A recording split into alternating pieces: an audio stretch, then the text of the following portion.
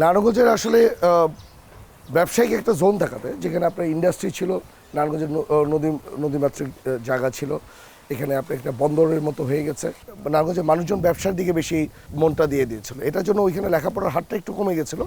কিন্তু নারায়ণগঞ্জের মানুষের ভিতরে একটা জিনিস আছে, যেটা হলো নারায়ণগঞ্জের মানুষ আসলে তাদের হসপিটালিটিটা is a total different type of hospitality. আপনি দেখবেন নারায়ণগঞ্জের মানুষজনের ভিতরে ওই আন্তরিকতাটা সবসময় পাওয়া যায়। এই যে নারায়ণগঞ্জে কাজের জন্য, ব্যবসার জন্য বিভিন্ন মানুষজন এসছে, এবং এই যে শিল্প কারখানা গড়ে উঠেছে না এই যে নদীগুলোর চারপাশে, তা এই শিল্প কারখানা যেরকম নদীকে দূষণ করেছে, সেইভাবে আপনি মনে করেন যে এই যে সংস্কৃতিতেও একটা কালো ছায়া পড়েছিল এই পুরো এলাকায়, যে এই যে মিশ্রণের কারণে।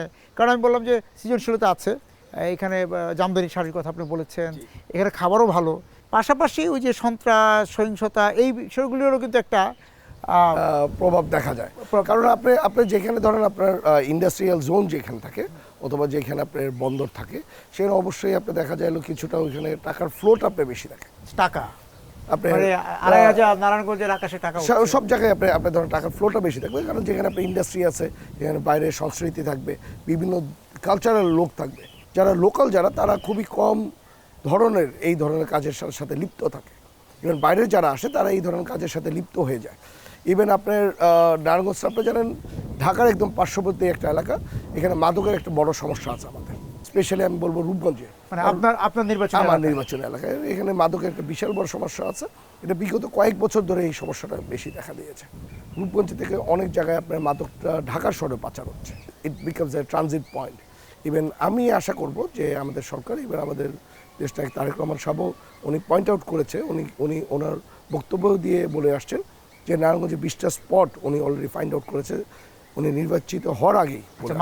মাদকের ব্যাপারে আমরা অলরেডি ওইভাবে করে নেমে যাচ্ছে যে যাতে মাদকটা নারায়ণগঞ্জ থেকে যাতে দূরে, শুধু নারায়ণগঞ্জ আমরা চাইলে সারা বাংলাদেশ থেকে দূর।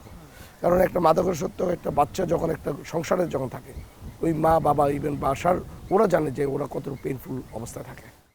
সেক্ষেত্রে আপনি বলছেন যে যেভাবে নদীকে তো পরিশোধনের চেষ্টা হচ্ছে, সেক্ষেত্রে মানে এই নারায়ণগঞ্জেরও বা আড়াইহাজার, রূপগঞ্জেরও পরিশোধন দরকার। আপনার বন্দর, হ্যাঁ, পানি রং বদলানোর পাশাপাশি এই যে একটা রূপ তৈরি হয়েছে সেটাও করার জন্য আমরা চেষ্টা করছি। আমি একটু ঐতিহ্যের কাছে যাই, যে নারায়ণগঞ্জ, সোনারগাঁও, এই পুরো এলাকাটা একটা ঐতিহ্যের জায়গা, তাই না? সেখানে আপনার পরিবারেরও এখানে অংশগ্রহণ আছে। সেই ঐতিহ্য, পর্যটন ঐতিহ্য, এইটা ধরে রাখার জন্য আপনারা কি করছেন? বা এখন তো নির্বাচিত হয়েছে, তার আগে থেকেই কি আসলে উদ্যোগগুলো ঠিক ছিল? আসলে হয়েছে কি, আপনার মানুষ এখন সবাই আগের জিনিসে আপনার চলে যেতে চাচ্ছে। আপনি দেখেন এখন আপনার প্যান্টও পরছে কিছু ওয়েল বটম প্যান্ট, মানে মানুষ আগে ফিরে আসে, মানে আসল জিনিসটাকে মানুষ খুঁজে পাওয়ার জন্য চাচ্ছে। আমার হিসাবে যে নারায়ণগঞ্জের এখন যারা আছে, যেই পয়েন্টগুলো আপনার ছিল, যে নারায়ণগঞ্জের ঐতিহ্য আপনি জানেন, ইসাকার যেই সোনারগাঁতে যাচ্ছে, প্লাস হলো আমার দাদার নামে একটা কলেজ ছিল, যে মুরাপাড়া ডিগ্রি কলেজ, যেটা এখন হলো গোলবক্স বিয়ে ডিগ্রি কলেজ ছিল, এখন মুরাপাড়া ডিগ্রি কলেজ। যেটা আপনি ধরেন এখানে প্রচণ্ড পর্যটকরা যাচ্ছে, ওইগুলি সংস্কার করে আমরা ঠিক করছি। এবার আমাদের একটা বাড়ি আছে, জমিদার বাড়ি, সেটাকেও আমরা ঠিক করতেছি, যাতে মানুষজন যাতে গিয়ে নারায়ণগঞ্জের ঐতিহ্যটা যাতে ফিরে পায়। ইভেন 2500-এরও কয়েকটা এরকম স্থাপনা আছে যেগুলো দেখার জন্য যাচ্ছে। আপনারা জানেন যে এখানে হিন্দু সম্প্রদায়ের একটা জায়গা আছে, যেখানে আপনার সেখানে যাচ্ছে, ওই জায়গাগুলিকে সংস্কার করে আমরা চাচ্ছি হলো ওই জায়গাগুলিকেও ঠিকঠাক করতে। আশা করব যে নারায়ণগঞ্জ একটা পর্যটন কেন্দ্র হিসেবে। নদী আপনাদের খুবই, মানে নারায়ণগঞ্জবাসী বা আপনার যে নির্বাচনী এলাকা, নদী পরিবেষ্টিত, তাই না? এই নদীগুলোকে রক্ষার জন্য আমরা দেখেছি যে নদী দখল হয়েছে, নদী দূষণ হয়েছে, তাই না? প্রায় মৃতপ্রায় কোনো জায়গায়।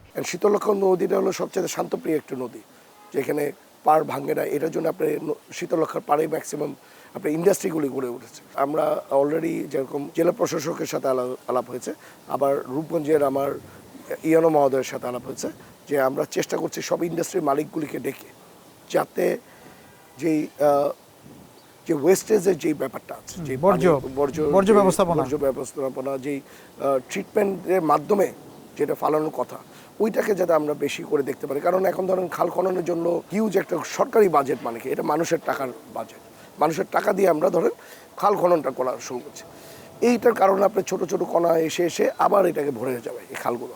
ওয়েস্টেজগুলো যদি ফেলতে যায় এটাকে অন্তত একটা ট্রিটমেন্টের মাধ্যমে যাতে ফেলে যেটা আপনার পরিবেশটাও ঠিক থাকবে, যেটা আমাদের খালও ঠিক থাকবে, নদীও ঠিক থাকবে। নির্মাণ কাজেও আমি বেছে নেই CSRM TMT 500W, committed for better still।